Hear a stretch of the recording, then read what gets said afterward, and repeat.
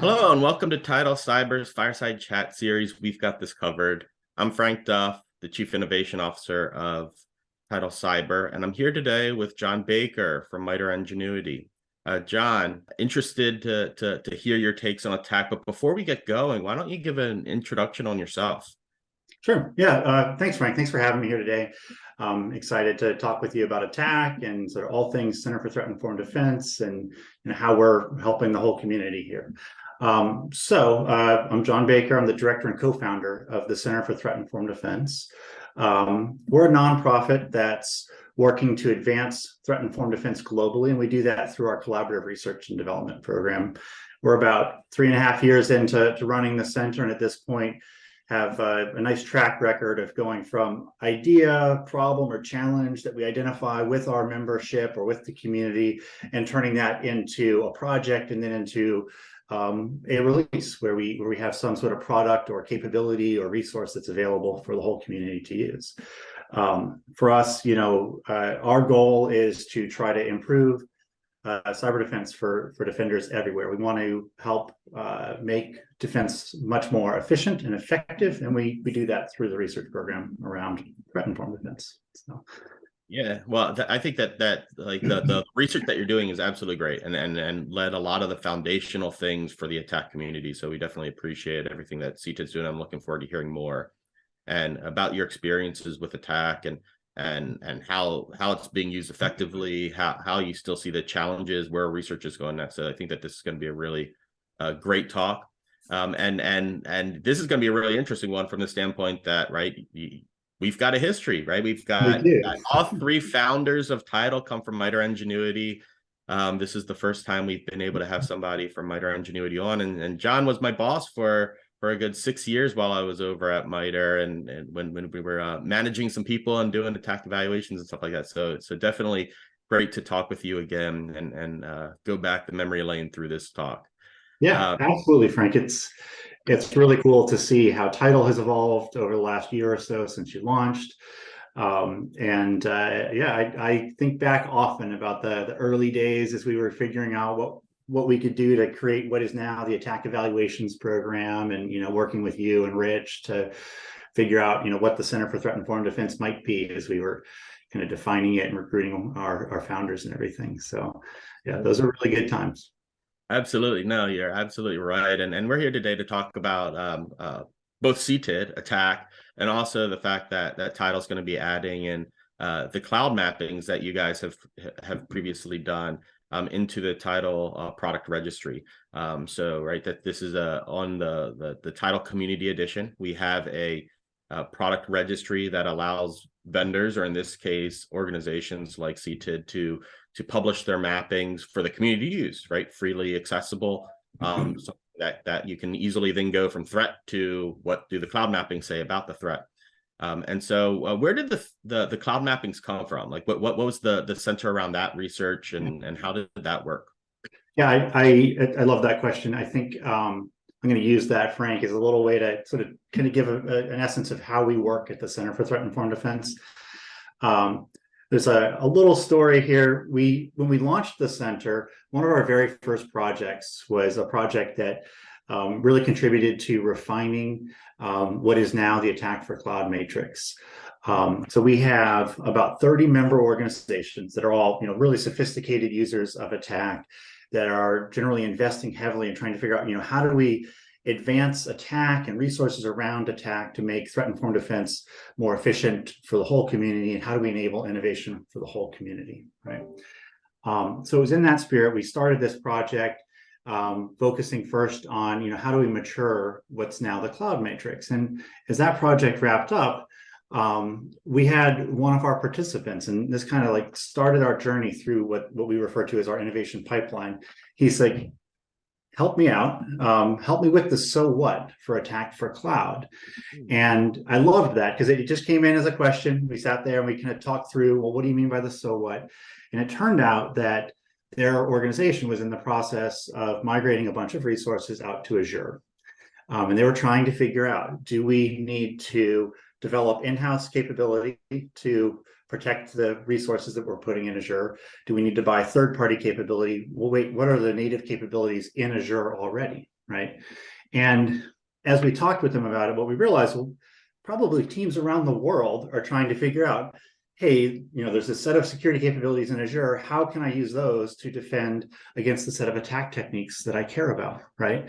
And it was that sort of realization there that probably everybody out there that's leveraging Azure or working on, cloud sort of migration initiatives is struggling with just that same problem. So why don't we get together, solve that problem once, bring in a diverse set of experts to figure out, well, what's the right way to solve it, and then actually do the work and publish it so everybody in the community can innovate off of that, right? So that's kind of the origin of the cloud security stack's mapping, cloud security stack mappings work. So we started with Azure. That went really well. We then went and did the mappings for AWS, and then we published mappings for GCP. And so now we have the three major cloud providers all mapped with one methodology, one common data format. So hopefully it's really easy for Tidal and everybody else to take that work and use it. That's what we want, right? Our whole goal is to create a resource that the community can benefit from, that organizations can innovate off of, and help you make threat-informed decisions as you defend resources in the cloud. So very cool whole journey there. Yeah, and there's a couple of aspects to that I really love and resonate, especially from Tidal's perspective, right? Because it's like the so what, right? And that's the whole genesis for the product registry as well, is trying to help not just people understand the threat, which Attack does amazingly well, right, in terms of being able to abstract things to be common behaviors and whatnot, but the what to do with that information is, I think, the one of the most challenging things. And I do definitely appreciate the perspective that the center takes in terms of trying to recognize that there's that problem there and then figuring out how to close the gap. The other part that I really loved is that you guys are taking it on as attack experts in many ways to be able to do the mapping, because what I continually hear across different vendor spaces and across different user spaces is people that try to do attack mappings their own. It's not an easy thing. And I think that's part of the reason why you see a lot of inconsistency across different groups that do it and then publish their mappings, is that it's not consistent. So how do you guys tackle that problem of mapping, right? How did that even come to fruition so that you could create a coherent set of something that a community could use? So I completely agree with you, Frank. It's not easy. It's also inherently subjective. When you're mapping security capabilities into Attack, inevitably, as an analyst, you're making a decision, and there's some gray area there. And so we understood that as we started out, and the way that we decided to handle that was to step back and create a formal methodology so that we could bring some visibility into, all right, well, how did we arrive at this conclusion? How did we decide that this particular security capability mitigates this particular attack technique, right? And so to me, the first thing that we had to do was have that methodology so that people would understand how we arrived at those mappings. And that I'm happy to have people tell us they disagree, but what we've done is we've made it open so that if you don't understand the mapping, you can understand how we got there. And if you disagree, well, that's okay. Help us refine the methodology and make it better. And I think that was the first step for us, is creating that open methodology so people understand how we got there. And then I think the other thing was that at this point, we've now had a lot of practice doing that, and we have a set of staff that have done that work for NIST 853, as we just talked about, Azure, GCP, and AWS. And so we have a fair amount of experience there trying to figure out how these things, these different security capabilities relate to techniques. And we're pretty honest about the challenge of describing coverage. That's one of the big challenges that we hear about and talk with our membership about all the time. And so I think it's just being open and honest about it is critical, and having the results of the work out and freely available with that documentation, I think is an important foundation. But yeah, Frank, there's as you know well, just the idea of coverage is kind of a hard problem.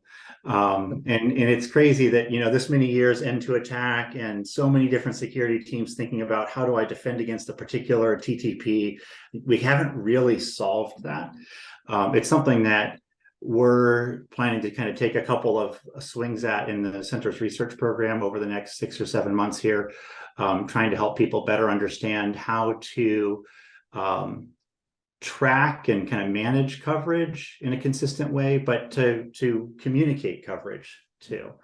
Yeah. I think one of the interesting things about what you said there is like, right, I think coverage is a hard thing to kind of track or to do, because people are trying to view it as coverage is binary, right? You're covered or you're not covered. And there's this whole spectrum of the how, and there's all that detail. And I think that's what I like about these center projects, is that you do release that methodology. So you understand the rationale for how you got to give this cell a coloration, right? If people think about it in terms of like the stoplight charts or the heat maps, like there's a color there, and people want to jump to like, all right, this is the highest color, so I'm done, right? And I think that being able to justify what is behind the color and say that this is how we got there. This is why that cell is the way it is, and this is why this other cell is the way it is. And both of those might be okay, both of those might be different, right? I think is a really important thing.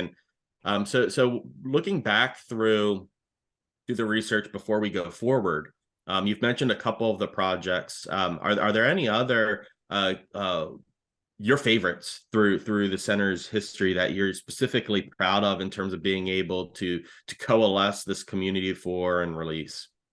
Yeah, I'm going to jump to one that I'm particularly excited about. It was, I think, maybe our second project through the research program, and so kind of early days, and very early on, we had created this new model and approach to doing collaborative R&D, and we needed to prove that out. And so when we got started, one of the first projects was the development of the FIN6 adversary emulation plan. I love that one because it built on technical strength and an area where we had a lot of great thought leaders in MITRE, and there was a lot of interest in continuing to build out the kind of work behind adversary emulation at MITRE, but for the whole community. And what we found was, kind of leading up to that project, we had, over the series of maybe a couple of years, learned a lot, and our thinking had evolved around what was sort of the right way to communicate around adversary emulation plans, what was a good adversary emulation plan, all of those things. And so with that project, we had a chance to try to kind of take all of those lessons learned and experiences and create what we call now the adversary emulation library, where now on an ongoing basis, we have this open, well-documented set of adversary emulation plans that all have the same look and feel. And we kind of created that foundation with the FIN6 emulation plan. The other reason I like that project is when I tell people we do collaborative R&D, people kind of go, well, what does that mean? How does that work? That project, I thought, was an awesome example of it. We had 4 different organizations come together that shared in the cost of running that project, but they also all contributed to the project in their own unique ways. We had one organization that contributed a range for us to use to test the emulation plan in, and kind of administrated and operated the range for us. We had another organization that contributed a bunch of red team time, and so they basically played like the beta testers, working in that range environment, helping us refine the emulation plan, which was so cool. It was like very early days trying to prove out this model. We had another organization there that said, okay, well, you've got a range, you got a red team. We have some analysts that'll serve as the blue team in this environment, and we'll work to make sure we have a good understanding of how to detect the FIN6 plan before we publish it, right? And so now we had those 3, and then we had another organization that did just really good, broad technical review of everything that we did to make sure that when it went out, it read well, it made sense, it was easy to use. And that was such a cool success for me as we got going with the Center's R&D program, to see how people could come together, contribute to create what's now this library of emulation plans. Library's been running for 3 years. We keep kind of innovating and adding new plans to it, but it all started with that first collaboration, which was a lot of fun. Yeah, and I think that one's a really interesting one to pick, because if you think about like the ecosystem of attack related research. And I know a lot of this is just like looking at MITRE alone, right? Yeah. You have the Fin 6 stuff, then you have attack evaluations, which guiltily I know that they push their emulation plans in the library. So you've got that program pulling things in. You have MAD creating adversary emulation, the MITRE Attack Defender program creating adversary emulation training content. You have now CTID leveling up and doing some, like, I think that you call it micro emulation plans and that research that's happening. And then you've got Caldera being able to emulate some of these plans too. And so, like, I know that that's all MITRE centric stuff, and that's just like the tip of the iceberg for the community at large. But it's really interesting to see that there is this like pulling all this research together and this coherent voice kind of building into like show you all these different resources that you can leverage around this core concept that you guys are putting together. Yeah, and for me, that it's motivating and fun to do, because you see how the community actually is able to use it and leverage it to advance their own internal adversary emulation capabilities. And that's what keeps me going at MITRE and keeps me going at the Center for Threat Informed Defense, because we can be so focused on how do we help organizations and security teams really around the world to improve their security programs, right? Which is, it's super rewarding. So what's next? What's coming down the pipeline then? Like, so you guys have done this great work, and not to minimize all the other projects that we could probably talk about for hours, but like what's coming down the pipe? Yeah, so a few weeks back, we published an impact report. Our impact report kind of sums up the body of work that we released in 2022. So that's a good way to kind of get a sense of what we've been up to lately. And then, Frank, moving forward, we're running 7 projects right now. We're launching 3 more in the next month or so. And so, the research program will be at a point here running about 8 or 9 concurrent projects. Just kind of looking at some of the themes that you'll see. The mappings work has been incredibly impactful. The mappings resources that we just talked about for cloud security stack mappings, and the work we did with 853 are some of the most widely used resources from the center. So we're going to be doing some more mappings work. You'll see a release coming out soon, kind of continuing to build out the connections between Varus and attack. So if you're a user of the Varus framework for describing incidents, we want to make it much easier for you to leverage attack to describe adversary behaviors when you're describing incidents. We'll be kicking off a project to map the security capabilities of M365 to attack. Kind of in that same vein, we also recognize that teams around the world that do threat modeling, often leverage well-known threat modeling frameworks like Stride or some of the other popular frameworks out there. We want to make it much easier to use those frameworks and use attack together so that you can consistently, from your threat modeling activities all the way into your threat intel teams to your SOC teams, all be talking about adversary behaviors in the same vocabulary so that you have that easy communication across teams. So that's some of the stuff that's coming up, kind of related to mapping and really just better using attack to communicate and kind of coordinate among teams. I'm pretty excited about some of the work that we did last year on attack flow. We're going to continue to innovate around attack flow. Attack flow, our whole goal there, kind of going back to that conversation about coverage, Frank, we want to help teams evolve to think about coverage for individual techniques, but to start to think more holistically about the series of steps that an adversary takes in an attack. And, so that's a sequence of techniques. And so we've built out a data model for describing those sequences. And I think it lays a foundation for a lot of innovation there, opportunities for us to improve our ability to kind of use intel to predict what the next technique might be if you're doing threat hunting. I think it creates opportunities for us to create more resilient detections that are looking at sequences of behaviors as opposed to individual behaviors, right? So a lot of work going on right now in our research program to try to kind of help the whole community advance in detection engineering as well. So lots of fun stuff. Yeah, and with the detection engineering, I know that has been something that the attack team as well has been bringing up more recently with the work that Lex is doing among others, but trying to put more structure around the detection type of content that is an attack, and a lot of people don't even realize that there's some detection information that can help you get a head start on that. So that's really great to hear that between flows and this other work that you're doing, being able to really enable those analysts. Yeah, you mentioned some of the work that's happening with attack around data sources and defensive attack that Lex Crumpton leads there.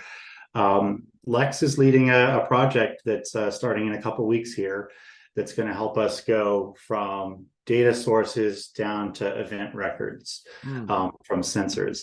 So trying to make a much stronger connection and have the data model in place, and actually, speaking of mapping event records or event types for a set of sensors that we've identified. And when we're done, the methodology, the data model, and then, of course, the mappings will all be published and available.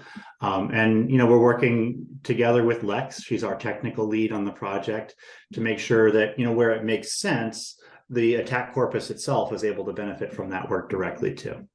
Absolutely, that's great work, and back to the pains of coverage and the amount of we have to do that same process. It's great to hear you guys tackling that as for the community. So it's there's again that consistent methodology that we keep hammering on. I think Frank, what we're trying to do when we tackle that problem is like lay a foundation for innovation, right? And I think when the center's running really well and we're solving the right problems, we're solving problems that are practical, that create practical solutions that teams can use, right?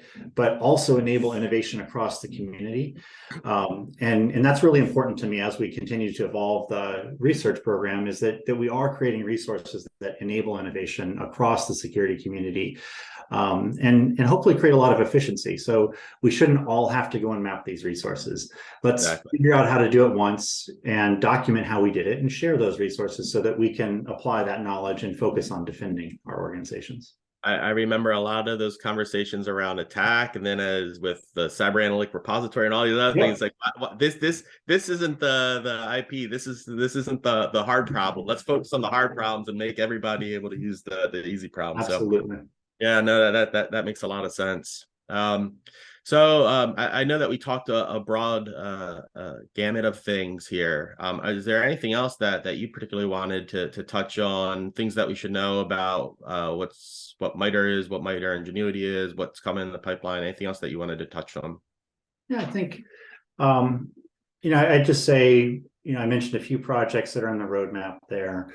At this point, we're actively building out our membership. One of the things that I'm trying to do is when we launched a few years ago, we launched deliberately trying to bring in this set of sophisticated security teams representing a diverse set of perspectives. And so we think a lot about what sectors are represented in our membership, and we want to make sure we have a global set of perspective represented in our membership. So to that end, we're doing a lot of work over the course of the year here and kind of moving forward to engage across different communities sort of outside of the United States. So excited for those of you that are interested, tune into the EU Attack Community Workshop. We'll be doing a bunch of technical talks there. I think that Rich Drews from Tidal will be there, right? So hoping to reconnect with Rich there. And then, we have a series of other events that we're kind of planning out to further engage with the community, help kind of spread the word about threat-informed defense, kind of help people understand who we are at the center, a bit about our mission, and what it is we're trying to do as we help the community. So. Well, that's great. We look forward to seeing more of what's to come from the research. I know, again, it creates a lot of that foundational ways of thinking as well as the ways of doing. So definitely appreciate the work that you guys are doing there. We are going to be releasing with this video the cloud mappings into the Tidal platform, as I mentioned earlier. Feel free to take a look at that over at app.tidalcyber.com, so you can enjoy the benefits of everything that Attack is doing, as well as the extra enrichments that Tidal's providing. But thank you so much, John, for doing this with us, and look forward to catching up soon. Yeah, thanks a lot, Frank. It's great to be here. Thanks.